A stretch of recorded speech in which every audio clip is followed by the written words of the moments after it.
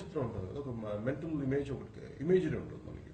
నేను సాధించాలనుకున్నప్పుడు ఒక అబ్స్ట్రాక్ట్గా ఉంటుంది, అది ఏం కనిపించదు, ఒక అంటే ఒక క్వాంటిఫై చేయబోయే టర్మ్స్లో ఏం కనిపించదు. అలాగే నాకు అనిపిస్తుంది బయటకు వచ్చిన దాన్ని నేను నాట్ యాజ్ అ బ్రదర్ కొంచెం నేను కొంత ఎక్స్పోజర్ అయ్యాక ఈయనకి ఒక యాక్టర్ అవ్వాలి అంటే చాలా నేను 70s అసలు ఎక్స్పోజర్ ఉండదు.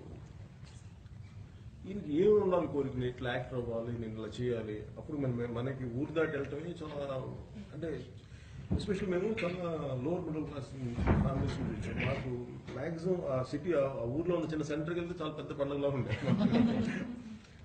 ఒక సినిమాకి వెళ్తే. అలాంటిది ఎప్పుడు మనం సినిమా చేయాలి అసలు ఆ థాట్ అలా ఉండదు బేసిక్. అలాంటి ఫ్యామిలీస్లో మా పెద్ద హైలీ ఎడ్యుకేటెడ్ ఫ్యామిలీ కూడా కదా, బేసిక్ ఎడ్యుకేషన్ ఫ్యామిలీ.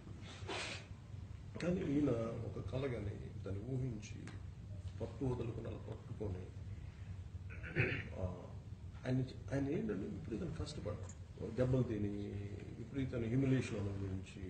జనరల్గా ది ప్రాసెస్ ఆఫ్ గ్రోత్ ఎప్పుడు కూడా చాలా హార్డ్షిప్స్తో ఉంటుంది.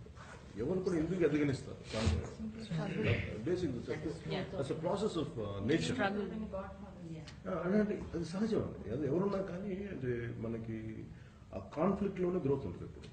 సో ఆటోమేటిక్ నాకు ఎవరన్నా అడ్డుపడితే నేను తప్పేమో అనుకోలేదు, దట్స్ ఫైన్ అనుకోండి.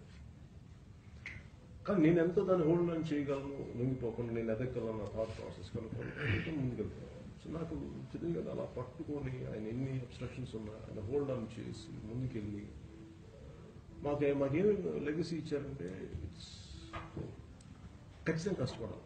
ఈజీ కేక్ వాక్ కాదు లైఫ్, నో షార్ట్ కట్. ఆ ఒక్క లెగసీ నాకు అందులో ఏంటంటే గౌరవం.